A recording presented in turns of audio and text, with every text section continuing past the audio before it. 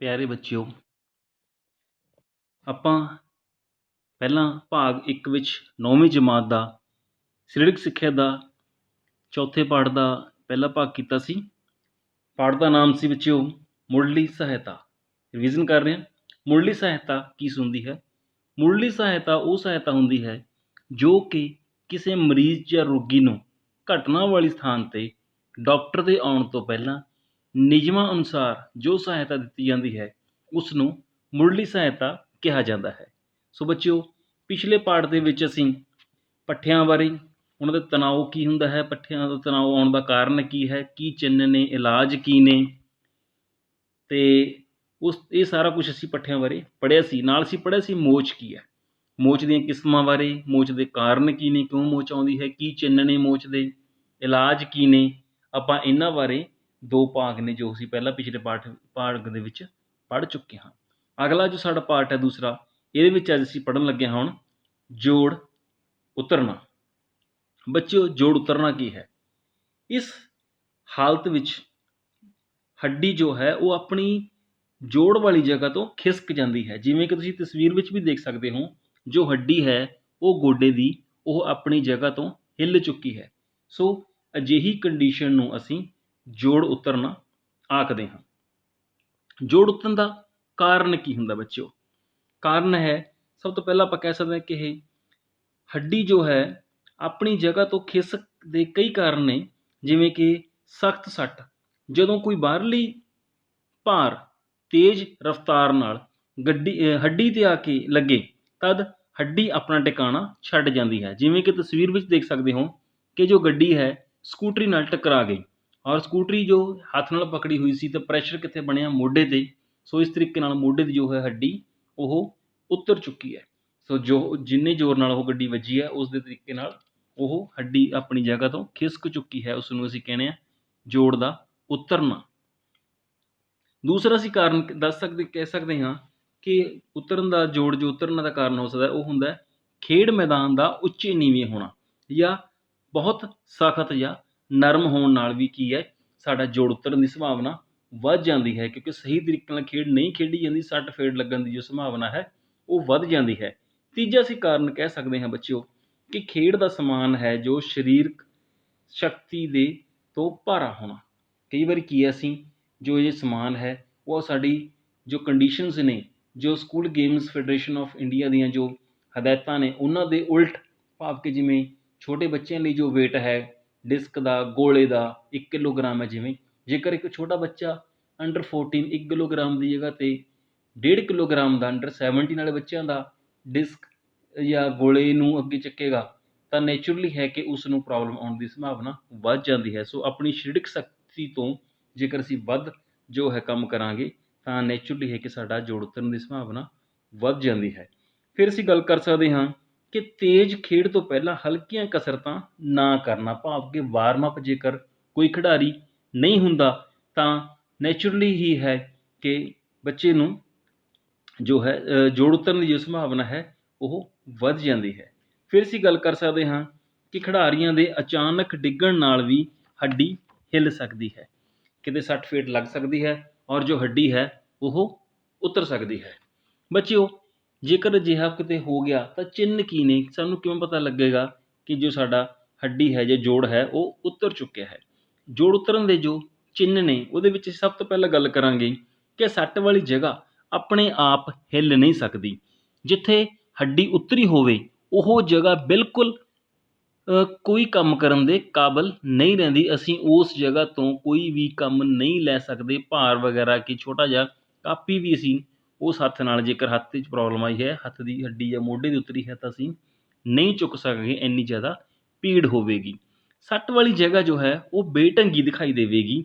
ਜਿਵੇਂ ਕਿ ਤੁਸੀਂ ਤਸਵੀਰ ਵਿੱਚ ਦੇਖ ਸਕਦੇ ਹੋ, ਗਿੱਟੇ ਔਰ ਗੋਡੇ ਦੀ ਜੋ ਹੱਡੀ ਹੈ ਜੋ ਉਤਰ ਚੁੱਕੀ ਹੈ ਉਹ ਆਪਣੀ ਜਗ੍ਹਾ ਤੋਂ ਖਿਸਕ ਚੁੱਕੀ ਹੈ, ਔਰ ਸਾਨੂੰ ਪਤਾ ਲੱਗ ਰਿਹਾ ਹੈ ਉਹ ਜਿਹੜਾ ਅੰਗ ਹੈ ਉਹ ਬੇਢੰਗਾ ਹੋ ਗਿਆ। ਉਸ ਤੋਂ ਦਿਸਦਾ ਹੈ ਕਿ ਹੱਡੀ ਉਤਰ ਗਈ ਹੈ।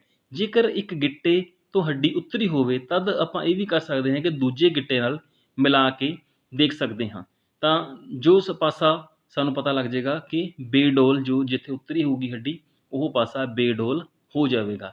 ਇਸ ਤਰ੍ਹਾਂ ਜੋ ਹੱਡੀ ਹੈ ਹਿੱਲੀ ਹੋਈ ਹੋਣ ਦਾ ਸਾਨੂੰ ਪਤਾ ਲੱਗ ਸਕਦਾ ਹੈ। ਫਿਰ ਅਸੀਂ ਕਹਿ ਸਕਦੇ ਹਾਂ ਕਿ ਸੱਟ ਵਾਲੀ ਜੋ ਜਗ੍ਹਾ ਹੈ ਉਸ 'ਤੇ ਬਹੁਤ ਦਰਦ ਹੋਵੇਗਾ, ਸੱਟ ਵਾਲੀ ਜੋ ਜਗ੍ਹਾ ਹੈ ਉਸ 'ਤੇ ਸੋਜ ਆ ਜਾਵੇਗੀ। ਸੋ ਬੱਚਿਓ, ਹੁਣ ਅਸੀਂ ਗੱਲ ਕਰਦੇ ਹਾਂ ਕਿ ਜੇਕਰ ਅਜਿਹੀ ਕੋਈ ਪ੍ਰੋਬਲਮ ਆ ਜਾਂਦੀ ਹੈ, ਸੋਜਿਸ਼ ਆ ਜਾਂਦੀ ਹੈ, ਤਾਂ ਅਸੀਂ ਇਸ ਦਾ ਇਲਾਜ ਕਿਵੇਂ ਕਰਨਾ ਹੈ, ਕਿਹਨਾਂ ਚੀਜ਼ਾਂ ਨਾਲ ਅਸੀਂ ਇਸ ਦਾ ਇਲਾਜ ਕਰ ਸਕਦੇ ਹਾਂ। ਬੱਚਿਓ, ਸਭ ਤੋਂ ਪਹਿਲਾਂ ਸਾਨੂੰ ਕੀ ਹੈ, ਹੱਡੀ ਨੂੰ ਇਲਾਸਟਿਕ ਵਾਲੀ ਪੱਟੀ ਜੋ ਹੈ ਉਹ ਬੰਨ੍ਹ ਦੇਣੀ ਚਾਹੀਦੀ ਹੈ, ਤਾਂ ਜੋ ਜੇਕਰ ਕਿਤੋਂ ਜੋੜ ਉੱਤਰ ਗਿਆ, ਹਿੱਲ ਗਈ ਹੱਡੀ ਆਪਣੀ ਜਗ੍ਹਾ ਤੋਂ, ਤਾਂ ਉਹ ਕੀ ਹੈ, ਸਾਨੂੰ ਤਕਲੀਫ ਦੇ ਘੱਟ ਹੋਵੇ, ਅਸੀਂ ਜਲਦ ਤੋਂ ਜਲਦ ਡਾਕਟਰ ਕੋਲ ਜਾ ਕੇ ਆਪਣਾ ਟਰੀਟਮੈਂਟ ਕਰਵਾ ਸਕੀਏ, ਉਹ ਜ਼ਿਆਦਾ ਨੁਕਸਾਨ ਨਾ ਹੋਵੇ, ਪੀੜ ਨਾ ਹੋਵੇ, ਤਾਂ ਸਾਨੂੰ ਉੱਥੋਂ ਕੀ ਹੈ, ਹੱਡੀ ਬੰਨ੍ਹ ਦੇਣੀ ਚਾਹੀਦੀ ਹੈ, ਜੁਆਇੰਟ ਨੂੰ ਅਸੀਂ ਬੰਨ੍ਹ ਦੇਣਾ ਚਾਹੀਦਾ ਹੈ। ਦੂਸਰਾ ਅਸੀਂ ਗੱਲ ਕਰ ਸਕਦੇ ਹਾਂ ਕਿ ਸੱਟ ਵਾਲੀ ਜਗ੍ਹਾ 'ਤੇ ਭਾਰ ਨਹੀਂ ਪੈਣ ਦੇਣਾ ਚਾਹੀਦਾ। ਜੇਕਰ ਅਸੀਂ ਸੱਟ ਵਾਲੀ ਜਗ੍ਹਾ 'ਤੇ ਭਾਰ ਪਵੇਗਾ ਤਾਂ ਕੁਦਰਤੀ ਹੀ ਹੈ ਕਿ ਸਾਨੂੰ ਬਹੁਤ ਜ਼ਿਆਦਾ ਦਰਦ ਹੋਵੇਗਾ। ਸੋ ਭਾਰ ਨਹੀਂ ਪੈਣ ਦੇਣਾ, ਸੱਟ ਵਾਲੀ ਥਾਂ 'ਤੇ ਸਲਿੰਗ ਪਾ ਦੇਣੀ ਚਾਹੀਦੀ ਹੈ ਤਾਂ ਜੋ ਹੱਡੀ ਨਾ ਹਿੱਲੇ। ਬਚਪਨ ਦੇ ਵਿੱਚ, ਕਿਉਂਕਿ ਬੱਚੇ ਜੇਕਰ ਆਪਾਂ ਸਲਿੰਗ ਨਹੀਂ ਪਾਵਾਂਗੇ ਤਾਂ ਨੈਚੁਰਲੀ ਇੱਕ ਜੇਕਰ ਬਾਂਹ ਦੇ ਵਿੱਚ ਪ੍ਰੋਬਲਮ ਆਈ ਹੋਈ ਹੈ ਤਾਂ ਉਹ ਲਮਕੂਗੀ ਔਰ ਹਿੱਲੂਗੀ ਔਰ ਸਾਡੇ ਦਰਦ ਅਸਹਿ ਹੋਊਗਾ, ਸਾਨੂੰ ਤਕਲੀਫ ਦੇਊਗਾ। ਬੱਚਿਓ, ਬਚਪਨ ਦੇ ਵਿੱਚ ਕੀ ਹੁੰਦਾ, ਹੱਡੀਆਂ ਘੱਟ ਉਤਰਦੀਆਂ ਹਨ ਕਿਉਂਕਿ ਨਰਮ ਹੱਡੀਆਂ ਹੋਣ ਕਰਕੇ ਬਹੁਤ ਮੁੜਦੀਆਂ ਰਹਿੰਦੀਆਂ ਹਨ। ਬੁਢਾਪੇ ਵਿੱਚ ਹੱਡੀਆਂ ਬਹੁਤ ਟੁੱਟਦੀਆਂ ਹਨ, ਪਰ ਜਵਾਨੀ ਵਿੱਚ ਹੱਡੀ ਬਹੁਤ ਹਿੱਲਦੀ ਰਹਿੰਦੀ ਹੈ। ਹੱਡੀ ਜੋ ਇੱਕ ਵਾਰ ਹਿੱਲ ਜਾਵੇ ਤਾਂ ਵਾਰ-ਵਾਰ ਹਿੱਲਦੀ ਰਹਿੰਦੀ ਹੈ। ਸੋ ਸਾਨੂੰ ਜਿਹੜੀ ਜੇਕਰ ਕੋਈ ਪ੍ਰੋਬਲਮ ਕਦੇ ਆ ਗਈ ਤਾਂ ਉਸ ਅੰਗ ਦਾ ਸਾਨੂੰ ਜ਼ਿਆਦਾ ਧਿਆਨ ਰੱਖਣ ਦੀ ਲੋੜ ਪੈਂਦੀ ਹੈ। ਜਿਵੇਂ ਕਿ ਆਪਾਂ ਆਮ ਤੌਰ 'ਤੇ ਗਿੱਟੇ ਦੀ, ਗੋਡੇ ਦੀ, ਚੂਲੇ ਦੀ, ਗੁੱਟ, ਕੂਹਣੀ, ਮੋਢਾ ਅਤੇ ਜਬਾੜੇ ਦੀਆਂ ਜੋ ਹੱਡੀਆਂ ਨੇ ਉਹ ਉਤਰਦੀਆਂ ਰਹਿੰਦੀਆਂ ਹਨ। ਹੁਣ ਅਸੀਂ ਗੱਲ ਕਰਦੇ ਹਾਂ ਬੱਚਿਓ, ਹੱਡੀ ਦੀ ਟੁੱਟ ਕੀ ਹੁੰਦੀ ਹੈ। ਪਹਿਲਾਂ ਅਸੀਂ ਜੋੜ ਉਤਰਨ ਦੀ ਗੱਲ ਕੀਤੀ ਸੀ, ਉਤਰਨਾ ਨਹੀਂ ਹੈਗਾ। ਹੁਣ ਹੱਡੀ ਟੁੱਟਣ ਦੀ ਗੱਲ ਕਰਦੇ ਹਾਂ ਕਿ ਹੱਡੀ ਦਾ ਟੁੱਟਣਾ ਕੀ ਹੁੰਦਾ ਹੈ, ਫ੍ਰੈਕਚਰ ਕੀ ਹੁੰਦਾ ਹੈ। ਬੱਚਿਓ, ਇਸ ਟੁੱਟ ਸ਼ਬਦ ਤੋਂ ਹੀ ਪਤਾ ਲੱਗ ਰਿਹਾ ਹੈ ਕਿ ਇਸ ਦਾ ਅਰਥ ਹੈ ਕਿ ਕਿਸੇ ਚੀਜ਼ ਦਾ ਟੁੱਟਣਾ, ਭਾਵ ਕਿ ਹੱਡੀ ਦੀ ਗੱਲ ਕਰਦੇ ਹਾਂ ਤਾਂ ਹੱਡੀ ਦਾ ਟੁੱਟਣਾ, ਤਿੜਕਣਾ ਜਾਂ ਫਿਰ ਦਰਾੜ ਪੈਣੀ। ਜਿਵੇਂ ਕਿ ਤੁਸੀਂ ਤਸਵੀਰ ਵਿੱਚ ਵੀ ਦੇਖ ਸਕਦੇ ਹੋ ਕਿ ਜੋ ਹੱਡੀ ਹੈ, ਲੱਤ ਦੀ ਹੱਡੀ, ਉਹ ਫ੍ਰੈਕਚਰ ਹੋ ਗਿਆ, ਉੱਥੋਂ ਟੁੱਟ ਚੁੱਕੀ ਹੈ, ਤਾਂ ਅਸੀਂ ਇਸ ਨੂੰ ਕੀ ਬੋਲਦੇ ਹਾਂ, ਹੱਡੀ ਦੀ ਟੁੱਟ। ਬੱਚਿਓ, ਇਹਦਾ ਕਾਰਨ ਕੀ ਹੈ, ਹੱਡੀ ਟੁੱਟਦੀ ਕਿਉਂ ਹੈ, ਕਿਸ ਕਾਰਨ ਟੁੱਟਦੀ ਹੈ। ਸਭ ਤੋਂ ਪਹਿਲਾਂ ਆਪਾਂ ਗੱਲ ਕਰ ਸਕਦੇ ਹਾਂ ਕਿ ਖਿਡਾਰੀ ਦਾ ਬਹੁਤ ਖੁਸ਼ੀ ਜਾਂ ਗੁੱਸੇ ਵਿੱਚ ਬੇਕਾਬੂ ਹੋ ਕੇ ਖੇਡਣਾ। ਇਸ ਹਾਲਤ ਵਿੱਚ ਇੱਕ ਖਿਡਾਰੀ ਦੂਜੇ ਖਿਡਾਰੀ ਦੇ ਬਿਨਾਂ ਸੋਚੇ ਸਮਝੇ ਕੋਈ ਖੇਡ ਦਾ ਸਮਾਨ ਮਾਰ ਸਕਦਾ ਹੈ ਜਾਂ ਫਿਰ ਕੀ ਹੈ, ਧੱਕਾ ਲਗਾ ਦਿੰਦਾ ਹੈ, ਧੱਕਾ ਮਾਰ ਸਕਦਾ ਹੈ, ਜਿਸ ਨਾਲ ਕੀ ਹੈ, ਖਿਡਾਰੀ ਦੀ ਹੱਡੀ ਤੱਕ ਟੁੱਟ ਸਕਦੀ ਹੈ, ਕੋਈ ਨੁਕਸਾਨ ਹੋ ਜਾਂਦਾ ਹੈ। ਕਈ ਵਾਰੀ ਖੇਡ ਨੂੰ ਜੋ ਹੈ ਬੱਚੇ ਖੇਡ ਭਾਵਨਾ ਨਾਲ ਨਹੀਂ ਖੇਡਦੇ, ਸਪੋਰਟਸਮੈਨਸ਼ਿਪ ਦੀ ਭਾਵਨਾ ਨੂੰ ਭੁੱਲ ਕੇ ਜੋ ਹੈ ਉਹ ਜਿੱਤ ਹਾਰ ਦੇ ਵਿੱਚ ਚਲੇ ਜਾਂਦੇ ਹਨ। ਜਦੋਂ ਕਿ ਸਪੋਰਟਸਮੈਨਸ਼ਿਪ ਦੀ ਭਾਵਨਾ ਇਹ ਦੱਸਦੀ ਹੈ ਕਿ ਅਸੀਂ ਖੇਡ ਨੂੰ ਖੇਡ ਭਾਵਨਾ ਨਾਲ ਖੇਡਣਾ ਹੈ, ਬੱਚੇ ਉਸ ਨੂੰ ਭੁੱਲ ਕੇ ਖੇਡ ਨੂੰ ਜਿੱਤਣ ਹਾਰਨ ਵਾਸਤੇ ਖੇਡਣ ਲੱਗਦੇ ਹਨ ਅਤੇ ਕਿਸੇ ਨਾ ਕਿਸੇ ਦਾ ਨੁਕਸਾਨ ਕਰ ਬੈਠਦੇ ਹਨ। ਸੋ ਇਹ ਕਾਰਨ ਹੋ ਜਾਂਦੇ ਹਨ। ਜਾਂ ਕਿ ਗੱਲ ਕਰ ਸਕਦੇ ਹਾਂ ਕਿ ਕਦੀ ਕੀ ਹੈ, ਬਹੁਤ ਸਖਤ ਜਾਂ ਬਹੁਤ ਨਰਮ ਖੇਡ ਦਾ ਮੈਦਾਨ ਹੁੰਦਾ ਹੈ, ਹੁਣ ਕਰਕੇ ਖਿਡਾਰੀ ਕੀ ਹੈ, ਡਿੱਗ ਜਾਵੇ, ਤਦ ਕੀ ਹੈ, ਹੱਡੀ ਟੁੱਟਣ ਦੀ ਸੰਭਾਵਨਾ ਵੱਧ ਜਾਂਦੀ ਹੈ। ਸੋ ਜਿਹੜਾ ਗਰਾਊਂਡ ਹੈ ਉਸ ਦਾ ਵੀ ਸਮਤਲ ਹੋਣਾ, ਸਹੀ ਹੋਣਾ ਬਹੁਤ ਜ਼ਰੂਰੀ ਹੈ। ਖੇਡ ਮੈਦਾਨ ਜੇਕਰ ਉੱਚਾ ਨੀਵਾਂ ਜਾਂ ਤਿਲਕਵਾਂ ਹੋਵੇਗਾ ਤਦ ਵੀ ਕੀ ਹੈ, ਖਿਡਾਰੀ ਡਿੱਗ ਕੇ ਉਸਦੀ ਹੱਡੀ ਟੁੱਟਣ ਦੀ ਸੰਭਾਵਨਾ ਵੱਧ ਜਾਂਦੀ ਹੈ। ਜੇਕਰ ਖਿਡਾਰੀ ਕਿਸੇ ਯੋਗ ਵਿਅਕਤੀ ਦੀ ਦੇਖ ਰੇਖ ਵਿੱਚ ਨਾ ਖੇਡ ਰਿਹਾ ਹੋਵੇ ਤਦ ਵੀ ਕੀ ਹੈ, ਖਿਡਾਰੀ ਅਣਜਾਣੇ ਵੀ ਇੱਕ ਦੂਜੇ ਵਿੱਚ ਵੱਜਦੇ ਹਨ ਜਾਂ ਫਿਰ ਜਾਣ ਬੁੱਝ ਕੇ ਵੱਜਦੇ ਹਨ ਜਾਂ ਫਿਰ ਇੱਕ ਦੂਜੇ ਨਾਲ ਲੜਾਈ ਵਗੈਰਾ ਕਰਦੇ ਹਨ। ਇਸ ਤਰ੍ਹਾਂ ਇੱਕ ਦੂਜੇ ਵਿੱਚ ਵੱਜਣ ਨਾਲ ਜਾਂ ਲੜਾਈ ਕਰਨ ਨਾਲ ਕੀ ਹੈ, ਹੱਡੀ ਟੁੱਟਣ ਦੀ ਸੰਭਾਵਨਾ ਜੋ ਹੈ ਉਹ ਵੱਧ ਜਾਂਦੀ ਹੈ, ਨੁਕਸਾਨ ਹੋਣ ਦੀ ਸੰਭਾਵਨਾ ਵੱਧ ਜਾਂਦੀ ਹੈ। ਸੋ ਹਮੇਸ਼ਾ ਹੀ ਕੀ ਹੈ, ਜਦੋਂ ਵੀ ਕੋਈ ਮੈਚ ਜਾਂ ਗੇਮ ਚੱਲ ਰਹੀ ਹੋਵੇ ਤਾਂ ਵੱਡਿਆਂ ਦਾ, ਰੈਫਰੀ ਦਾ, ਕਿਸੇ ਕੋਚ ਦਾ ਨੇੜੇ ਹੋਣਾ ਬਹੁਤ ਜ਼ਰੂਰੀ ਹੈ। ਬੱਚਿਓ, ਕਈ ਵਾਰ ਸਿੱਧੀ ਸੱਟ ਲੱਗਣ ਨਾਲ ਹੱਡੀ ਉਸ ਜਗ੍ਹਾ ਤੋਂ ਟੁੱਟ ਜਾਂਦੀ ਹੈ। ਕਦੀ ਜਿਸ ਜਗ੍ਹਾ 'ਤੇ ਸੱਟ ਲੱਗਦੀ ਹੈ ਉਸ ਦਾ ਜ਼ੋਰ ਦੂਜੀ ਜਗ੍ਹਾ 'ਤੇ ਚਲਾ ਜਾਂਦਾ ਹੈ, ਤਾਂ ਉਸ ਦੂਜੀ ਜਗ੍ਹਾ ਦੀ ਜੋ ਹੱਡੀ ਹੈ ਉਹ ਟੁੱਟ ਜਾਂਦੀ ਹੈ। ਜਿਵੇਂ ਕਿ ਤੁਸੀਂ ਤਸਵੀਰ ਵਿੱਚ ਵੀ ਦੇਖ ਸਕਦੇ ਹੋ ਕਿ ਹੇਠਾਂ ਡਿੱਗਣ ਨਾਲ ਹੱਥ 'ਤੇ ਭਾਰ ਪਿਆ ਪਰ ਹੱਡੀ ਟੁੱਟੀ ਹੰਸਲੀ ਦੀ। ਕਿਉਂ? ਕਿਉਂਕਿ ਜਦੋਂ ਹੱਥ 'ਤੇ ਭਾਰ ਪੈ ਗਿਆ ਤਾਂ ਮੋਢੇ ਤੱਕ ਜੋ ਹੈ ਵੇਟ ਉੱਪਰ ਤੱਕ ਚਲਾ ਗਿਆ ਔਰ ਭਾਰ ਕੋਈ ਨਹੀਂ ਝੱਲ ਸਕਿਆ। ਹੰਸਲੀ ਭਾਵ ਕਿ ਜੋ ਸਾਡੀ ਕਾਲਰ ਬੋਨ ਜੋ ਹੈ ਉਹ ਭਾਰ ਨਹੀਂ ਝੱਲ ਸਕੀ ਔਰ ਹੱਡੀ ਉੱਥੋਂ ਦੀ ਟੁੱਟ ਗਈ। ਅੱਗੇ ਅਸੀਂ ਬੱਚੇ ਗੱਲ ਕਰਦੇ ਹਾਂ, ਜੋ ਇਹ ਟੁੱਟਾਂ ਨੇਗੀਆਂ ਇਹ ਕਿੰਨੀ ਕਿਸਮ ਦੀਆਂ ਹੁੰਦੀਆਂ ਨੇ, ਕਿੰਨੇ ਕਿਸਮ ਦੀਆਂ ਜੋ ਨੇ ਫ੍ਰੈਕਚਰਸ ਹੁੰਦੇ ਨੇ ਇਹ ਸਾਡੇ ਜੇਕਰ ਹੱਡੀਆਂ ਵਿੱਚ ਜਿਹੜੇ ਫ੍ਰੈਕਚਰ ਨੇ ਉਹ ਕਿੰਨੀ ਕਿਸਮ ਦੇ ਨੇ।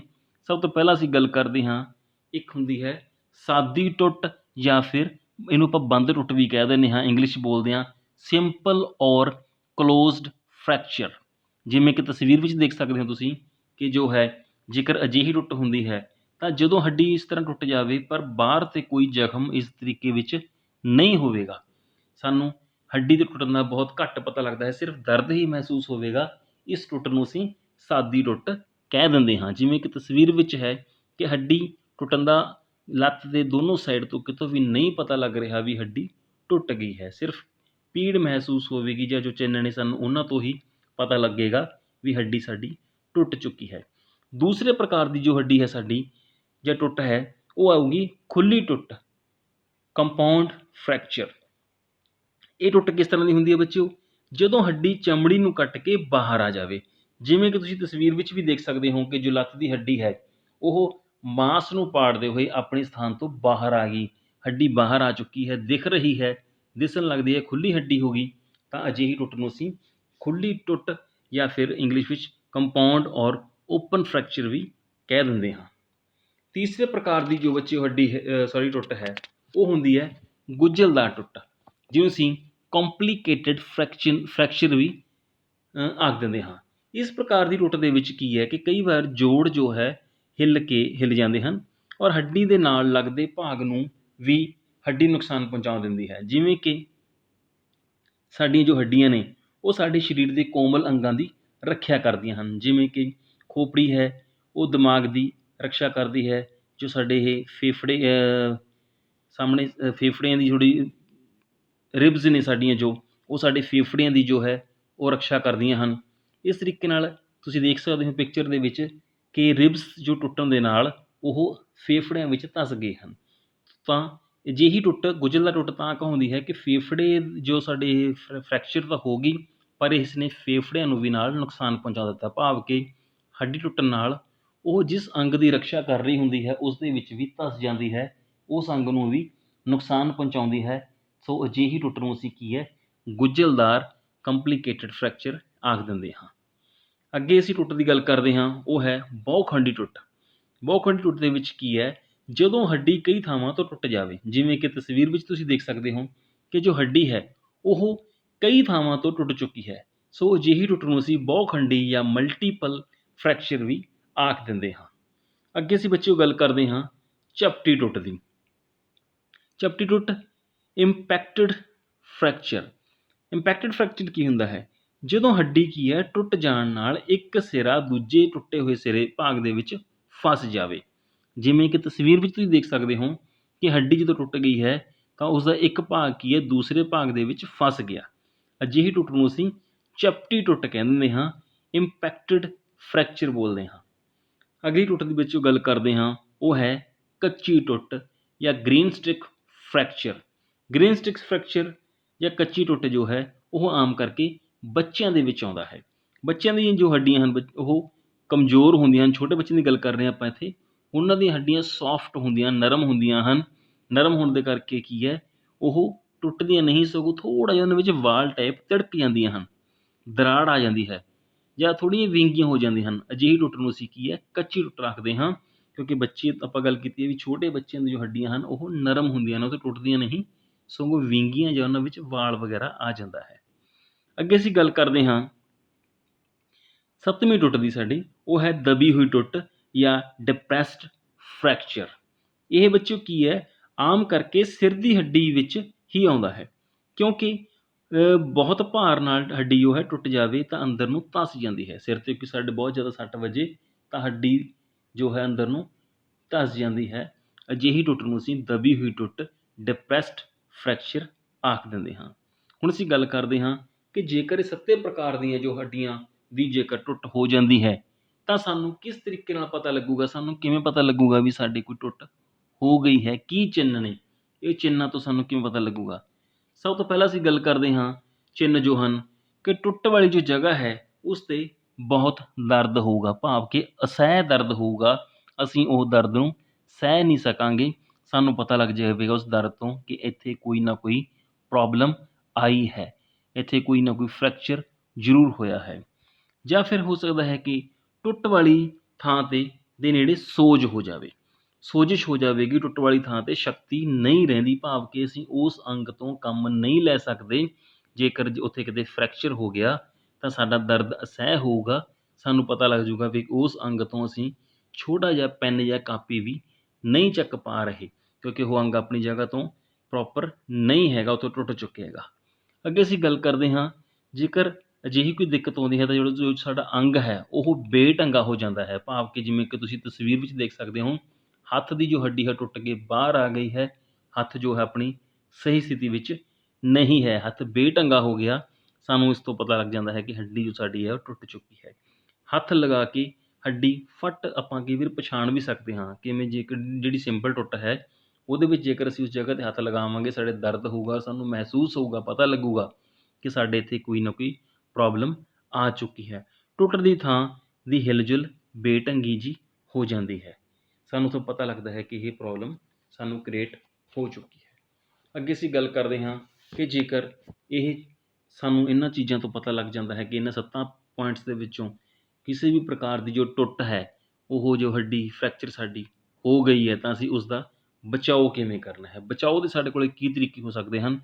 ਸਭ ਤੋਂ ਪਹਿਲਾਂ ਅਸੀਂ ਗੱਲ ਕਰਦੇ ਹਾਂ ਬਚਾਓ ਦੇ ਵਿੱਚ ਕਿ ਉੱਚੀ ਨੀਵੀਂ ਸਖਤ ਅਤੇ ਤਿਲਕਵੀਂ ਜਗ੍ਹਾ 'ਤੇ ਧਿਆਨ ਨਾਲ ਸਾਨੂੰ ਤੁਰਨਾ ਚਾਹੀਦਾ ਹੈ। ਬੱਚਿਓ, ਜੇਕਰ ਸਾਨੂੰ ਪਤਾ ਹੈ ਕਿ ਜੇਕਰ ਅਸੀਂ ਨਵੀਂ ਜਗ੍ਹਾ 'ਤੇ ਜਿੱਥੇ ਵੀ ਖੇਡ ਰਹੇ ਹਾਂ, ਜੇਕਰ ਉਹ ਉੱਚੀ ਨੀਵੀਂ ਥਾਂ ਹੈ, ਉੱਥੇ ਰੋੜੇ ਪਏ ਹਨ ਅਤੇ ਟੋਏ ਟਿੱਬੇ ਹਨ, ਤਾਂ ਕੁਦਰਤੀ ਹੀ ਹੈ ਕਿ ਸਾਡੇ ਸੱਟ ਜ਼ਰੂਰ ਲੱਗੇਗੀ। ਤਾਂ ਸਾਨੂੰ ਉਸ ਬਚਾਓ ਲਈ ਕੀ ਹੈ, ਅਜਿਹੀ ਥਾਂ 'ਤੇ ਧਿਆਨ ਨਾਲ ਪਹਿਲੀ ਗੱਲ ਤਾਂ ਖੇਡਣਾ ਹੀ ਨਹੀਂ ਚਾਹੀਦਾ। ਜੇਕਰ ਖੇਡਣ ਤੋਂ ਪਹਿਲਾਂ ਉਸ ਜਗ੍ਹਾ ਨੂੰ ਚੰਗੇ ਤਰੀਕੇ ਨਾਲ ਠੀਕ ਕਰ ਲੈਣਾ ਚਾਹੀਦਾ ਹੈ, ਟੋਏ ਟਿੱਬੇ ਭਰ ਦੇਣੇ ਚਾਹੀਦੇ ਹਨ, ਰੋੜੇ ਵਗੈਰਾ ਚੁਗ ਲੈਣੇ ਚਾਹੀਦੇ ਹਨ, ਚੰਗੇ ਤਰੀਕੇ ਨਾਲ ਉੱਥੋਂ ਦੀ ਸਫਾਈ ਸਾਨੂੰ ਕਰ ਦੇਣੀ ਚਾਹੀਦੀ ਹੈ। ਜ਼ਿਆਦਾ ਭਾਵੁਕ ਹੋ ਕੇ ਸਾਨੂੰ ਨਹੀਂ ਖੇਡਣਾ ਚਾਹੀਦਾ ਕਿ ਜੋ ਵੀ ਗਰਾਊਂਡ ਅਸੀਂ ਇਸ ਦੇ ਵਿੱਚ ਖੇਡ ਲਵਾਂਗੇ। ਹਮੇਸ਼ਾ ਗਰਾਊਂਡ ਨੂੰ ਆਪਣੇ ਨੂੰ ਪ੍ਰੋਪਰ ਬਣਾ ਕੇ ਰੱਖੋ, ਉਹਦੀ ਸਾਫ਼ ਸਫਾਈ ਜ਼ਰੂਰੀ ਹੈ ਤਾਂ ਕਿ ਅਸੀਂ ਵਧੀਆ ਤਰੀਕੇ ਦੀ ਗੇਮ ਜੋ ਹੈ ਕਰ ਸਕੀਏ। ਬੱਚਿਓ, ਜੇਕਰ ਇੰਨਾ ਬਚਾਓ ਤੋਂ ਬਾਅਦ ਵੀ ਸਾਡੇ ਕੋਈ ਫ੍ਰੈਕਚਰ ਆ ਜਾਂਦਾ ਹੈ, ਕੋਈ ਨੁਕਸਾਨ ਸਾਡੇ ਸਰੀਰ ਦਾ ਹੋ ਜਾਂਦਾ ਹੈ, ਤਾਂ ਅਸੀਂ ਉਸਦਾ ਇਲਾਜ ਕਿਵੇਂ ਕਰਨਾ ਹੈ, ਕਿਉਂਕਿ ਇਲਾਜ ਕਰਨਾ ਜਾਂ ਸਾਨੂੰ ਮੁੱਢਲੀ ਸਹਾਇਤਾ ਦੇਣੀ ਜ਼ਰੂਰੀ ਹੈ। ਜੋ ਅਸੀਂ ਇਸ ਪਾਠ ਦੇ ਵਿੱਚ ਪੜ੍ਹ ਵੀ ਰਹੇ ਹਾਂ, ਮੁੱਢਲੀ ਸਹਾਇਤਾ, ਤਾਂ ਅਸੀਂ ਇਸਦਾ ਮੁੱਢਲੀ ਸਹਾਇਤਾ ਦੇ ਤਰੀਕੇ ਨਾਲ ਅਸੀਂ ਇਲਾਜ ਕਿਵੇਂ ਕਰ ਸਕਦੇ ਹਾਂ। ਆਓ ਉਸ 'ਤੇ ਗੱਲ ਕਰੀਏ ਇਲਾਜ ਬਾਰੇ। ਸਭ ਤੋਂ ਪਹਿਲਾਂ ਆਪਾਂ ਗੱਲ ਕਰਨੀ ਹੈ ਕਿ ਟੁੱਟ ਵਾਲੀ ਜਗ੍ਹਾ ਨੂੰ ਹਿਲਾਉਣਾ ਨਹੀਂ ਚਾਹੀਦਾ, ਭਾਵੇਂ ਕਿ ਉਹ ਬਹੁਤ ਅਸਹਿ ਹੁੰਦਾ ਹੈ ਦਰਦ, ਤਾਂ ਸਾਨੂੰ ਕੋਸ਼ਿਸ਼ ਕਰਨੀ ਚਾਹੀਦੀ ਹੈ ਉਸ ਜਗ੍ਹਾ ਨੂੰ ਸਾਨੂੰ ਹਿਲਾਉਣਾ ਨਹੀਂ ਚਾਹੀਦਾ। ਕੋਸ਼ਿਸ਼ ਕਰਨੀ ਚਾਹੀਦੀ ਹੈ ਕਿ ਟੁੱਟੀ ਜਗ੍ਹਾ ਨੂੰ ਮੁੱਢਲੀ ਸਹਾਇਤਾ ਉਸੇ ਜਗ੍ਹਾ 'ਤੇ ਹੀ ਮਿਲ ਜਾਵੇ, ਭਾਵ ਕਿ ਜਿਸ ਗਰਾਊਂਡ ਦੇ ਵਿੱਚ ਜਿਸ ਜਗ੍ਹਾ 'ਤੇ ਸੱਟ ਲੱਗੀ ਹੋਈ ਹੈ, ਜਿਸ ਸਥਾਨ 'ਤੇ ਸੱਟ ਲੱਗੀ, ਉੱਥੇ ਹੀ ਸਾਨੂੰ ਮੁੱਢਲੀ ਸਹਾਇਤਾ ਦੇ ਦੇਣੀ ਚਾਹੀਦੀ ਹੈ। ਜੇ ਹਾਦਸੇ ਵਾਲੀ ਜਗ੍ਹਾ ਤੋਂ ਉਠਾਉਣਾ ਵੀ ਪਵੇ ਤਦ ਫੱਟੜ ਭਾਗ ਨੂੰ ਚੰਗੇ ਤਰੀਕੇ ਨਾਲ ਸਹਾਰਾ ਦੇਣਾ ਚਾਹੀਦਾ ਹੈ। ਕੋਈ ਫੱਟੀ ਦੇ ਨਾਲ, ਕੋਈ ਲੱਕੜ ਦੇ ਨਾਲ ਜਾਂ ਪੱਟੀਆਂ ਦੇ ਨਾਲ ਜੋ ਵੀ ਫ੍ਰੈਕਚਰ ਹੋਈ ਹੈ ਚੀਜ਼, ਉਸ ਨੂੰ ਹਿੱਲਣ ਤੋਂ ਬਚਾਉਣਾ ਚਾਹੀਦਾ ਹੈ। ਉਸ ਨੂੰ ਸੇਮ ਸਥਿਤੀ ਵਿੱਚ ਜੇਕਰ ਹਿਲਾਉਣਾ ਪੈ ਜੇ ਤਾਂ ਉਸ ਨੂੰ ਰੋਗੀ ਨੂੰ ਸਹਾਰਾ ਦੇ ਕੇ ਲੈ ਕੇ ਆਉਣਾ ਚਾਹੀਦਾ ਹੈ। ਫਿਰ ਅਸੀਂ ਕਿਆ ਗੱਲ ਕਰ ਸਕਦੇ ਹਾਂ, ਜੇਕਰ ਲਹੂ ਵਗੈਰਾ ਵਗ ਰਿਹਾ ਹੋਵੇ ਤਦ ਪਹਿਲਾਂ ਲਹੂ ਨੂੰ ਰੋਕਣਾ ਚਾਹੀਦਾ ਹੈ, ਕਿਉਂਕਿ ਜੇਕਰ ਲਹੂ ਸਰੀਰ ਵਿੱਚੋਂ ਜ਼ਿਆਦਾ ਮਾਤਰਾ ਵਿੱਚ ਬਾਹਰ ਆ ਜਾਏ ਤਾਂ ਰੋਗੀ ਦੇ ਡੈਥ ਹੋਣ ਦੀ ਸੰਭਾਵਨਾ ਵੱਧ ਜਾਂਦੀ ਹੈ। ਤਾਂ ਸਭ ਤੋਂ ਪਹਿਲਾਂ ਅਸੀਂ ਹਮੇਸ਼ਾ ਹੀ ਕਿਸੇ ਵੀ ਤਰੀਕੇ ਦੀ ਮੁੱਢਲੀ ਸਹਾਇਤਾ ਦੇ ਰਹੇ ਹੋਈਏ ਤਾਂ ਸਭ ਤੋਂ ਪਹਿਲਾਂ ਧਿਆਨ ਰੱਖਣਾ ਹੈ ਕਿ ਜੇਕਰ ਕਿਤੇ ਲਹੂ ਵਗ ਰਿਹਾ ਹੈ ਤਾਂ ਲਹੂ ਨੂੰ ਵਗਣ ਤੋਂ ਰੋਕਣਾ ਹੈ, ਭਾਵੇਂ ਕਿ ਥੋੜ੍ਹੀ ਦੇਰ ਬਾਅਦ ਅਸੀਂ ਜੇਕਰ ਕਿਤੇ ਕੋਈ ਫ੍ਰੈਕਚਰ ਹੈ ਉਸ ਨੂੰ ਖੋਲ੍ਹ ਕੇ ਦੁਬਾਰਾ ਬੰਨ੍ਹ ਸਕਦੇ ਹਾਂ, ਪਰ ਇੱਕ ਵਾਰੀ ਲਹੂ ਰੁਕਣਾ ਜ਼ਰੂਰੀ ਹੈ। ਜ਼ਖਮ ਵਾਲੀ ਜਗ੍ਹਾ 'ਤੇ ਪੱਟੀ ਬੰਨ੍ਹ ਦੇਣੀ ਚਾਹੀਦੀ ਹੈ, ਕਿਉਂਕਿ ਜੇਕਰ ਪੱਟੀ ਬੰਨ੍ਹ ਦੇਵਾਂਗੇ ਅਸੀਂ ਤਾਂ ਇੱਕ ਤਾਂ ਬਲੱਡ ਰੁਕ ਜਾਵੇਗਾ, ਔਰ ਜੇਕਰ ਕੋਈ ਫ੍ਰੈਕਚਰ ਹੈ ਉਸ ਨੂੰ ਵੀ ਲਮਕਣ ਤੋਂ ਰੋਕਿਆ ਜਾ ਸਕਦਾ ਹੈ। ਅਸੀਂ ਉਸ ਨੂੰ ਸਹਾਰਾ ਦੇ ਕੇ ਦਰਦ ਨੂੰ ਆਪਣੇ ਨੂੰ ਘਟਾ ਸਕਦੇ ਹਾਂ। ਟੁੱਟ ਵਾਲੀ ਥਾਂ ਲਈ ਪੱਟੀਆਂ ਅਤੇ ਫੱਟੀਆਂ ਦਾ ਸਹਾਰਾ ਬੰਨਣਾ ਜ਼ਰੂਰੀ ਹੈ। ਜਿਵੇਂ ਕਿ ਤਸਵੀਰ ਵਿੱਚ ਵੀ ਦੇਖ ਸਕਦੇ ਹੋ ਕਿ ਅਸੀਂ ਗਲ ਦੇ ਵਿੱਚ ਦੀ ਕੋਈ ਕੱਪੜਾ ਬੰਨ੍ਹ ਕੇ ਉਸ ਅੰਗ ਨੂੰ ਸਹਾਰਾ ਦੇ ਸਕਦੇ ਹਾਂ। ਦੂਸਰੀ ਅਸੀਂ ਗੱਲ ਕਰਦੇ ਹਾਂ ਕਿ ਰੋਗੀ ਨੂੰ ਐਕਸਰੇ ਲਈ ਲੈ ਜਾਣਾ ਚਾਹੀਦਾ ਹੈ, ਕਿਉਂਕਿ ਅਸੀਂ ਗੱਲ ਕਰਦੇ ਹਾਂ ਕਿ ਮੁੱਢਲੇ ਸਹਾਇਕ ਦੀ, ਅਸੀਂ ਜਦੋਂ ਗਰਾਊਂਡ ਦੇ ਵਿੱਚ ਹਾਂ ਤਾਂ ਮੁੱਢਲੇ ਸਹਾਇਕਾਂ ਨਾ ਕਿ ਡਾਕਟਰ ਹਾਂ, ਅਸੀਂ ਮੁੱਢਲੀ ਸਹਾਇਤਾ ਦੇ ਰਹੇ ਹਾਂ।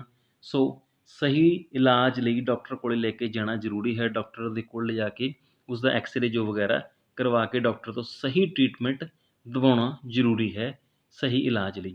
ਅਗਲੀ ਸਹਾਇਤਾ ਲਈ ਸਾਨੂੰ ਡਾਕਟਰ ਕੋਲ ਲੈ ਜਾਣਾ ਹੀ ਪੈਣਾ ਹੈ, ਕਿਉਂਕਿ ਮੁੱਢਲਾ ਸਹਾਇਕ ਜੋ ਹੈ ਸਿਰਫ ਮੁੱਢਲੀ ਸਹਾਇਤਾ ਦਿੰਦਾ ਹੈ, ਉਸ ਤੋਂ ਬਾਅਦ ਅਸੀਂ ਡਾਕਟਰ ਕੋਲ ਲੈ ਕੇ ਜਾਣਾ ਉਸਦਾ ਉਦੇਸ਼ ਵੀ ਹੁੰਦਾ ਹੈ। ਅੱਗੇ ਅਸੀਂ ਬੱਚਿਓ ਗੱਲ ਕਰਦੇ ਹਾਂ ਬੇਹੋਸ਼ੀ ਦੀ।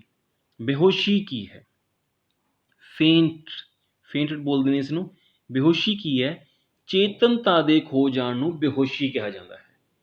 ਜਦੋਂ ਕਿ ਅਸੀਂ ਸਭ ਸੁੱਧ ਬੁੱਧ ਖੋ ਬੈਠੀਏ, ਸਾਨੂੰ ਕੁਛ ਨਾ ਪਤਾ ਲੱਗੇ, ਤਾਂ ਅਸੀਂ ਉਸ ਨੂੰ ਕੀ ਕਹਾਂਗੇ? ਬੇਹੋਸ਼ੀ ਕਹਿ ਦਿੰਦੇ ਹਾਂ। ਭਾਵ ਕਿ ਸਾਨੂੰ ਕੁਛ ਨਹੀਂ ਯਾਦ ਹੁੰਦਾ, ਕੁਛ ਨਹੀਂ ਪਤਾ ਹੁੰਦਾ ਕੀ ਹੋ ਰਿਹਾ ਕੀ ਨਹੀਂ ਹੋ ਰਿਹਾ, ਤਾਂ ਸਾਡੀ ਚੇਤਨਤਾ ਖੋ ਜਾਂਦੀ ਹੈ। ਅਜਿਹੀ ਸਥਿਤੀ ਨੂੰ ਅਸੀਂ ਬੇਹੋਸ਼ੀ ਬੋਲਦੇ ਹਾਂ। ਬੱਚਿਓ, ਬੇਹੋਸ਼ੀ ਦਾ ਕਾਰਨ ਕੀ ਹੈ? ਬੇਹੋਸ਼ੀ ਕਿਉਂ ਹੁੰਦੀ ਹੈ?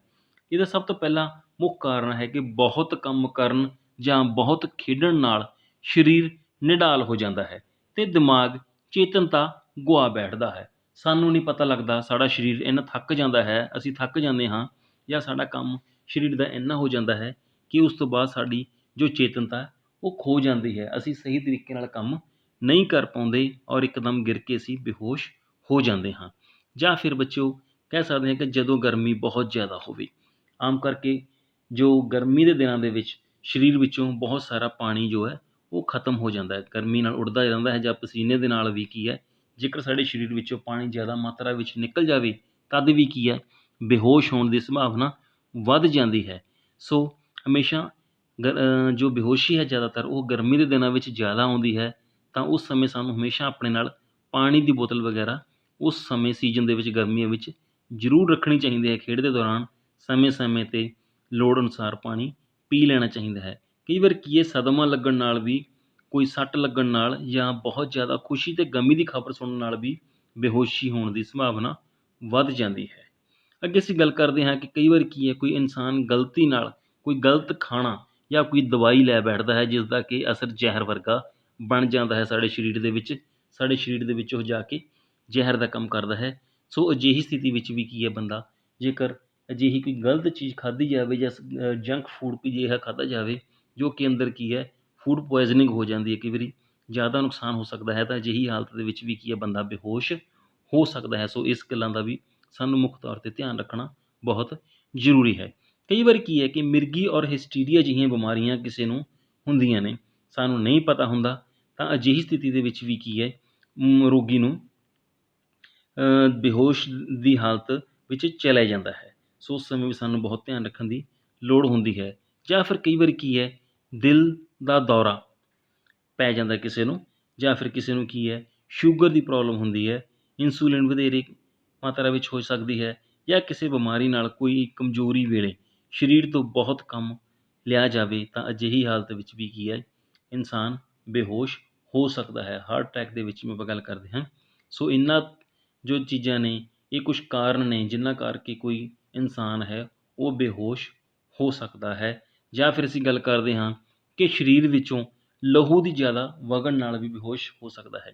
ਕਈ ਵਾਰੀ ਕੀ ਕੋਈ ਰੋਡ 'ਤੇ ਕਿਤੇ ਹੋਰ ਐਕਸੀਡੈਂਟ ਹੋ ਜਾਂਦਾ ਹੈ ਔਰ ਸਾਡੇ ਸਰੀਰ ਵਿੱਚੋਂ ਜੋ ਬਲੱਡ ਦੀ ਮਾਤਰਾ ਹੈ ਉਹ ਜ਼ਿਆਦਾ ਸਰਕੂਲੇਟ ਹੋ ਜਾਂਦੀ ਹੈ, ਸਰੀਰ ਵਿੱਚੋਂ ਖੂਨ ਜ਼ਿਆਦਾ ਮਾਤਰਾ ਵਿੱਚ ਵਹਿ ਜਾਂਦਾ ਹੈ। ਅਜਿਹੀ ਹਾਲਤ ਵਿੱਚ ਜੇਕਰ ਸਰੀਰ ਵਿੱਚੋਂ ਜੋ ਬਲੱਡ ਹੈ ਉਹ ਜ਼ਿਆਦਾ ਮਾਤਰਾ ਵਿੱਚ ਬਾਹਰ ਆ ਜਾਏ, ਤਦ ਵੀ ਕੀ ਹੈ, ਮਨੁੱਖ ਬੇਹੋਸ਼ੀ ਦੀ ਹਾਲਤ ਦੇ ਵਿੱਚ ਚਲਿਆ ਜਾਂਦਾ ਹੈ। ਤਾਂ ਹੀ ਅਸੀਂ ਪਹਿਲਾਂ ਵੀ ਗੱਲ ਕੀਤੀ ਸੀ ਕਿ ਹਮੇਸ਼ਾ ਸਭ ਤੋਂ ਪਹਿਲਾਂ ਜੋ ਬਲੱਡ ਹੈ ਉਸ ਨੂੰ ਵਗਣ ਤੋਂ ਰੋਕਣਾ ਪਹਿਲਾਂ ਸਾਡਾ ਫਰਜ਼ ਬਣ ਜਾਂਦਾ ਹੈ। ਬੱਚੇ, ਹੁਣ ਅਸੀਂ ਗੱਲ ਕਰਦੇ ਹਾਂ ਬੇਹੋਸ਼ੀ ਦੇ ਚਿੰਨ੍ਹ ਕੀ ਨੇ। ਸਾਨੂੰ ਕਿੰਨਾਂ ਚੀਜ਼ਾਂ ਤੋਂ, ਕਿੰਨਾਂ ਗੱਲਾਂ ਤੋਂ ਪਤਾ ਲੱਗੇਗਾ ਕਿ ਬੇਹੋਸ਼ੀ ਕੋਈ ਬੰਦੇ ਬੇਹੋਸ਼ੀ ਦੀ ਹਾਲਤ ਵਿੱਚ ਹੈ।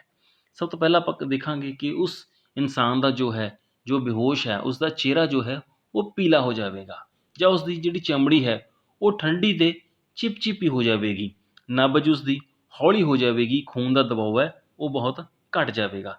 ਜੇਕਰ ਅਜਿਹੇ ਚਿੰਨ੍ਹ ਸਾਨੂੰ ਦਿਸਦੇ ਨੇ, ਭਾਵ ਕਿ ਚਿਹਰਾ ਪੀਲਾ, ਚਮੜੀ ਉਸਦੀ ਠੰਡੀ ਹੋ ਚੁੱਕੀ ਹੈ ਅਤੇ ਚਿਪਚਿਪੀ ਹੋ ਗਈ ਹੈ ਔਰ ਨਬਜ਼ ਹੌਲੀ ਚੱਲਦੀ ਹੈ, ਤਾਂ ਸਾਨੂੰ ਸਮਝ ਲੈਣਾ ਚਾਹੀਦਾ ਹੈ ਕਿ ਜੋ ਰੋਗੀ ਹੈ ਉਹ ਬੇਹੋਸ਼ੀ ਦੀ ਹਾਲਤ ਵਿੱਚ ਜਾ ਚੁੱਕਿਆ ਹੈ। ਜੇਕਰ ਇਸ ਤਰ੍ਹਾਂ ਦੀ ਕੋਈ ਕੰਡੀਸ਼ਨ ਹੋ ਜੇ, ਕੋਈ ਇਨਸਾਨ ਬੇਹੋਸ਼ ਹੋ ਜੇ, ਤਾਂ ਸਾਨੂੰ ਉਸਦਾ ਟਰੀਟਮੈਂਟ, ਇਲਾਜ ਕਿਵੇਂ ਕਰਨਾ ਚਾਹੀਦਾ ਹੈ, ਆਓ ਉਸ 'ਤੇ ਗੱਲ ਕਰਦੇ ਹਾਂ। ਸਭ ਤੋਂ ਪਹਿਲਾਂ ਬੱਚਿਓ, ਸਾਹ ਘੱਟ ਜਾਣ ਦੀ ਹਾਲਤ ਵਿੱਚ ਬਨਾਉਟੀ ਸਾਹ ਦੇਣਾ ਚਾਹੀਦਾ ਹੈ। ਤੁਸੀਂ ਪਿਛਲੇ ਪਾਠ ਦੇ ਵਿੱਚ ਵੀ, ਪਿਛਲੀ ਕਲਾਸ ਦੇ ਵਿੱਚ ਵੀ ਪੜ੍ਹ ਚੁੱਕੇ ਹੋ ਕਿ ਮੁੱਢਲੀ ਸਹਾਇਤਾ ਦੇ ਦੌਰਾਨ ਅਸੀਂ ਕਿਸੇ ਰੋਗੀ ਨੂੰ ਨਕਲੀ ਸਾਹ CPR ਜਾਂ ਸੈਫਰ ਵਿਧੀ ਰਾਹੀਂ ਕਿਵੇਂ ਦੇ ਸਕਦੇ ਹਾਂ। ਇਹਨਾਂ ਗੱਲਾਂ ਨੂੰ ਧਿਆਨ ਵਿੱਚ ਰੱਖਦੇ ਹੋਏ ਸਾਨੂੰ ਹਮੇਸ਼ਾ ਕੀ ਹੈ, ਜੇਕਰ ਕੋਈ ਅਜਿਹਾ ਰੋਗੀ ਹੈ ਸਾਡੀ ਧਿਆਨ ਦੇ ਵਿੱਚ ਆਉਂਦਾ ਹੈ ਜਿਸ ਨੂੰ ਕਿ ਬੇਹੋਸ਼ੀ ਹੋ ਗਈ, ਤਾਂ ਸਾਨੂੰ ਸਭ ਤੋਂ ਪਹਿਲਾਂ ਕੀ ਉਸ ਨੂੰ ਨਕਲੀ ਸਾਹ ਦੇ ਕੇ ਉਸ ਨੂੰ ਠੀਕ ਕਰਨ ਦੀ ਕੋਸ਼ਿਸ਼ ਕਰਨੀ ਚਾਹੀਦੀ ਹੈ, ਉਸ ਨੂੰ ਹੋਸ਼ ਵਿੱਚ ਲੈ ਕੇ ਆਉਣਾ ਹੈ। ਦੂਜਾ ਅਸੀਂ ਗੱਲ ਕਰ ਸਕਦੇ ਹਾਂ ਕਿ ਰੋਗੀ ਦੀ ਜੀਭ ਪਿੱਛੇ ਖਿਸਕਣ ਨਹੀਂ ਦੇਣੀ ਚਾਹੀਦੀ, ਕਿਉਂਕਿ ਜਦੋਂ ਵੀ ਕੋਈ ਬੇਹੋਸ਼ ਹੋ ਗਿਆ, ਉਹਦੇ ਸੱਟ ਫੇਟ ਲੱਗੀ ਹੈ, ਤਾਂ ਜੇਕਰ ਉਹ ਸਿੱਧਾ ਪਿਆ ਹੈ ਤਾਂ ਨੈਚੁਰਲੀ ਹੈ ਕਿ ਉਸਦੀ ਜਿਹੜੀ ਜੀਭ ਹੈ ਖਿਸਕ ਕੇ ਉਸਦੇ ਤਾਲੂਏ ਨਾਲ ਲੱਗ ਜਾਵੇਗੀ ਔਰ ਸਾਹ ਨਲੀ ਦੇ ਵਿੱਚੋਂ ਸਾਹ ਆਉਣਾ ਉਸਦਾ ਬੰਦ ਹੋ ਜਾਵੇਗਾ ਔਰ ਜੋ ਰੋਗੀ ਹੈ ਉਹ ਸ਼ਾਇਦ ਮਰਨ ਦੀ ਕੰਡੀਸ਼ਨ ਦੇ ਵਿੱਚ ਆ ਸਕਦਾ ਹੈ। ਸੋ ਸਭ ਤੋਂ ਪਹਿਲਾਂ ਅਸੀਂ ਕੀ ਕਰਨਾ ਹੈ, ਜੇਕਰ ਕੋਈ ਬੰਦਾ ਬੇਹੋਸ਼ ਹੋ ਰਿਹਾ ਹੈ ਜਾਂ ਬੇਹੋਸ਼ ਹੋ ਗਿਆ ਹੈ, ਤਦ ਉਸ ਨੂੰ ਟੇਢੇ ਲਿਟਾ ਦੇਣਾ ਹੈ। ਟੇਢੇ ਲਿਟਾਉਣ ਨਾਲ ਕੀ ਹੈ, ਜੋ ਉਸਦੀ ਜੀਭ ਹੈ ਉਹ ਪਿੱਛੇ ਖਿਸਕਣ ਦੀ ਸੰਭਾਵਨਾ ਘੱਟ ਰਹਿੰਦੀ ਹੈ ਔਰ ਸਾਹ ਦਾ ਜੋ ਸਰਕੂਲੇਸ਼ਨ ਹੈ ਆਕਸੀਜਨ ਔਰ ਕਾਰਬਨ ਡਾਈਆਕਸਾਈਡ ਦਾ ਉਹ ਪ੍ਰੋਪਰ ਚੱਲਦਾ ਰਹੇਗਾ ਔਰ ਮਰੀਜ਼ ਦੀ ਜੋ ਹਾਲਤ ਹੈ ਉਹ ਜ਼ਿਆਦਾ ਖਰਾਬ ਨਹੀਂ ਹੋਵੇਗੀ। ਅੱਗੇ ਅਸੀਂ ਗੱਲ ਕਰਦੇ ਹਾਂ ਕਿ ਰੋਗੀ ਦੀ ਨਬਜ਼ ਅਤੇ ਦਿਲ ਦੀ ਧੜਕਣ ਚੈੱਕ ਕਰ ਲੈਣੀ ਚਾਹੀਦੀ ਹੈ, ਸਮੇਂ-ਸਮੇਂ 'ਤੇ ਚੈੱਕ ਕਰਦੇ ਰਹਿਣਾ ਚਾਹੀਦਾ ਹੈ, ਕਿਉਂਕਿ ਬੇਹੋਸ਼ੀ ਦੀ ਹਾਲਤ ਵਿੱਚ ਸਾਨੂੰ ਪਤਾ ਹੈ ਕਿ ਰੋਗੀ ਬੋਲ ਨਹੀਂ ਸਕਦਾ। ਸੋ ਅਜਿਹੀ ਸਥਿਤੀ ਦੇ ਵਿੱਚ ਰੋਗੀ ਦੀ ਜੋ ਹੈ ਕੰਡੀਸ਼ਨ ਹੀ ਸਾਨੂੰ ਜਾਂ ਉਸਦੀ ਨਬਜ਼ ਜਾਂ ਉਸਦੀ ਦਿਲ ਦੀ ਧੜਕਣ ਹੈ ਜੋ ਉਹਦੀ ਸਹੀ ਸਥਿਤੀ ਬਾਰੇ ਸਾਨੂੰ ਜਾਣਕਾਰੀ ਦਿੰਦੀ ਰਹਿੰਦੀ ਹੈ। ਸਰੀਰ ਤੋਂ ਜੇਕਰ ਹਨ ਕੱਪੜੇ ਤੰਗ ਪਾਏ ਹੋਏ ਨੇ ਤਾਂ ਉਹਨਾਂ ਕੱਪੜਿਆਂ ਨੂੰ ਵੀ ਸਥਿਤੀ ਅਨੁਸਾਰ ਅਸੀਂ ਥੋੜ੍ਹਾ ਢਿੱਲੇ ਕਰ ਦੇਣਾ ਹੈ, ਤਾਂ ਕਿ ਸਰੀਰ ਨੂੰ ਸਹੀ ਆਕਸੀਜਨ ਦੀ ਮਾਤਰਾ ਪ੍ਰੋਪਰ ਸਾਰੇ ਕਿਤੇ ਜਾਂਦੀ ਰਹੇ, ਸਰੀਰ ਨੂੰ ਕੋਈ ਤਕਲੀਫ ਨਾ ਹੋਵੇ। ਜਿਸ ਕਾਰਨ ਕਰਕੇ ਬੇਹੋਸ਼ੀ ਹੋਈ ਹੈ ਉਸ ਦਾ ਇਲਾਜ ਕਰਨਾ ਚਾਹੀਦਾ ਹੈ। ਬੱਚਿਓ, ਸਾਨੂੰ ਸਭ ਤੋਂ ਪਹਿਲਾਂ ਲੱਭਣਾ ਚਾਹੀਦਾ ਹੈ ਕਿ ਕਿਸ ਕਾਰਨ ਕਰਕੇ ਬੇਹੋਸ਼ੀ ਹੋਈ ਹੈ। ਕੋਈ ਸਦਮਾ ਲੱਗਿਆ, ਕੋਈ ਜ਼ਹਿਰ ਖਾਧੀ ਗਈ ਹੈ, ਕੋਈ ਮਿਰਗੀ ਦਾ ਦੌਰਾ ਪਿਆ ਹੈ, ਜਾਂ ਕੋਈ ਹੋਰ ਕਾਰਨ ਹੈ, ਜਾਂ ਗਰਮੀ ਕਰਕੇ ਬੇਹੋਸ਼ੀ ਹੋਈ ਹੈ। ਜਿਸ ਕਾਰਨ ਵੀ ਬੇਹੋਸ਼ੀ ਹੋਈ ਹੈ ਉਸ ਕਾਰਨ ਨੂੰ ਲੱਭ ਕੇ ਉਸ ਦਾ ਟਰੀਟਮੈਂਟ ਪਹਿਲਾਂ ਕਰ ਦੇਣਾ ਚਾਹੀਦਾ ਹੈ। ਸਾਰੇ ਸਰੀਰ 'ਤੇ ਖਾਸ ਕਰਕੇ ਦਿਲ 'ਤੇ ਮਾਲਿਸ਼ ਕਰਨੀ ਚਾਹੀਦੀ ਹੈ, ਤਾਂ ਕਿ ਜੋ ਹੈ ਪ੍ਰੋਪਰ ਸਰੀਰ ਦੇ ਵਿੱਚ ਸਾਰਾ ਸਰਕੂਲੇਸ਼ਨ ਖੂਨ ਦਾ ਪ੍ਰੋਪਰ ਚੱਲਦਾ ਰਹੇ। ਸਾਰੇ ਸਰੀਰ 'ਤੇ ਮਾਲਿਸ਼ ਕਰ ਦੇਣੀ ਚਾਹੀਦੀ ਹੈ ਔਰ ਨਾਲ ਦੀ ਨਾਲ ਦਿਲ 'ਤੇ ਵੀ ਥੋੜ੍ਹੀ ਮਾਲਿਸ਼ ਕਰਦੇ ਰਹਿਣਾ ਚਾਹੀਦਾ ਹੈ। ਬੱਚਿਓ, ਜਦੋਂ ਤੱਕ ਪੂਰਨ ਹੋਸ਼ ਨਾ ਆਵੇ ਤਦ ਤੱਕ ਮੂੰਹ ਰਾਹੀਂ ਕੁਛ ਖਾਣ ਨੂੰ ਨਹੀਂ ਦੇਣਾ ਚਾਹੀਦਾ, ਕਿਉਂਕਿ ਜੇਕਰ ਆਪਾਂ ਬੰਦਾ ਬੇਹੋਸ਼ ਹੈ ਉਸਦੇ ਮੂੰਹ 'ਚ ਪਾਣੀ ਦਾ ਬੂੰਦ ਵੀ ਪਾਉਂਦੇ ਹਾਂ ਤਦ ਕੀ ਹੈ, ਉਹਦੇ ਜੀਭ ਅੰਦਰ ਨੂੰ ਖਿਸਕ ਸਕਦੀ ਹੈ ਔਰ ਉਸਦਾ ਸਾਹ ਰੁਕਣ ਦੀ ਸੰਭਾਵਨਾ ਵੱਧ ਜਾਂਦੀ ਹੈ। ਵੈਸੇ ਬੇਹੋਸ਼ੀ ਦੀ ਹਾਲਤ ਵਿੱਚ ਕੋਈ ਕੁਛ ਵੀ ਨਹੀਂ ਖਾ ਸਕਦਾ। ਸਾਨੂੰ ਅਜਿਹੀ ਗਲਤੀ ਨਹੀਂ ਕਰਨੀ ਚਾਹੀਦੀ। ਜੇਕਰ ਲੋੜ ਵੀ ਹੈ ਤਾਂ ਡਾਕਟਰ ਵਗੈਰਾ ਤੋਂ ਗਲੂਕੋਜ਼ ਲਗਵਾਉਣਾ ਚਾਹੀਦਾ ਹੈ। ਹਾਂ, ਜਦੋਂ ਮਰੀਜ਼ ਸਹੀ ਕੰਡੀਸ਼ਨ ਦੇ ਵਿੱਚ ਆ ਗਿਆ, ਉਸ ਨੂੰ ਬੇਹੋਸ਼ੀ ਉਸਦੀ ਟੁੱਟ ਚੁੱਕੀ ਹੈ, ਉਸ ਨੂੰ ਹੋਸ਼ ਆ ਗਿਆ ਹੈ, ਤਾਂ ਅਸੀਂ ਉਸ ਨੂੰ ਪੀਣ ਲਈ ਥੋੜ੍ਹਾ ਜਿਹਾ ਕੋਸਾ ਘੁੱਟ-ਘੁੱਟ ਕਰਕੇ ਪੀਣ ਲਈ ਪਾਣੀ ਦੇ ਸਕਦੇ ਹਾਂ। ਜੇਕਰ ਬੇਹੋਸ਼ੀ ਨਹੀਂ ਟੁੱਟਦੀ ਤਦ ਸਾਨੂੰ ਕੀ ਕਰਨਾ ਚਾਹੀਦਾ ਹੈ, ਅਮੋਨੀਆ ਸਪਿਰਟ ਸੁੰਘਾਉਣੀ ਚਾਹੀਦੀ ਹੈ। ਜਿਵੇਂ ਕਿ ਤੁਸੀਂ ਸ਼ੀਸ਼ੀ ਵਿੱਚ ਵੀ ਦੇਖ ਸਕਦੇ ਹੋ, ਪੁਰਾਣੇ ਸਮੇਂ ਵਿੱਚ ਇਸ ਤਰ੍ਹਾਂ ਸੁੰਘਾਇਆ ਜਾਂਦਾ ਸੀ ਜੇਕਰ ਕੋਈ ਬੇਹੋਸ਼ ਹੋ ਜਾਂਦਾ ਸੀ। ਪਰ ਜੇਕਰ ਬੱਚਿਓ ਸਾਡੇ ਘਰਾਂ ਵਿੱਚ ਅਮੋਨੀਆ ਸਪਿਰਟ ਇਹ ਨਹੀਂ ਹੁੰਦੀ ਮੌਕੇ 'ਤੇ, ਤਾਂ ਸਾਨੂੰ ਕੀ ਹੈ, ਘਰ ਦੇ ਵਿੱਚ ਜੋ ਸਾਡੇ ਦੇਸੀ ਚੀਜ਼ਾਂ ਹਨ, ਪਿਆਜ਼ ਹੈ, ਅਦਰਕ ਹੈ, ਲਸਣ ਹੈ, ਅਜਿਹੀ ਚੀਜ਼ ਸੁੰਘਾ ਕੇ ਵੀ ਕੀ ਹੈ ਬੇਹੋਸ਼ੀ ਦੀ ਜੋ ਹਾਲਤ ਹੈ ਉਸ ਨੂੰ ਤੋੜਨਾ ਚਾਹੀਦਾ ਹੈ, ਰੋਗੀ ਨੂੰ ਹੋਸ਼ ਵਿੱਚ ਲੈ ਕੇ ਆਉਣ ਦੀ ਕੋਸ਼ਿਸ਼ ਕਰਨੀ ਚਾਹੀਦੀ ਹੈ। ਸੋ ਬੱਚਿਓ, ਮੈਂ ਉਮੀਦ ਕਰਦਾ ਕਿ ਤੁਸੀਂ ਮੁੱਢਲੀ ਸਹਾਇਤਾ ਨਾਲ ਸੰਬੰਧਿਤ ਸਾਰੇ ਪੁਆਇੰਟਸ ਨੂੰ ਚੰਗੀ ਤਰ੍ਹਾਂ ਸਮਝ ਗਏ ਹੋਵੋਗੇ। ਸਾਰੇ ਪਾਠ ਨੂੰ ਚੰਗੀ ਤਰ੍ਹਾਂ ਸਮਝਣ ਲਈ ਵੀਡੀਓ ਦੇ ਪਾਰਟ 1 ਅਤੇ ਪਾਰਟ 2 ਜੋ ਹੋਣਾ ਹੈ, ਦੋਨਾਂ ਨੂੰ ਦੁਬਾਰਾ ਦੇਖਣਾ ਹੈ। ਅਤੇ ਫਿਰ ਵੀ ਜੇਕਰ ਕੋਈ ਗੱਲ ਤੁਹਾਡੇ ਸਮਝ ਵਿੱਚ ਨਹੀਂ ਲੱਗਦੀ ਤਾਂ ਮੈਨੂੰ ਕਾਲ ਕਰਿਓ। ਸਮਝ ਗਏ ਬੱਚਿਓ? ਔਰ ਤੁਹਾਡਾ ਸਾਰਿਆਂ ਦਾ ਹੁਣ ਬਹੁਤ ਬਹੁਤ ਧੰਨਵਾਦ। ਦੋਨੋਂ ਪਾਰਟ ਚੰਗੇ ਤਰੀਕੇ ਨਾਲ ਦੇਖ ਲੈਣੇ ਹਨ।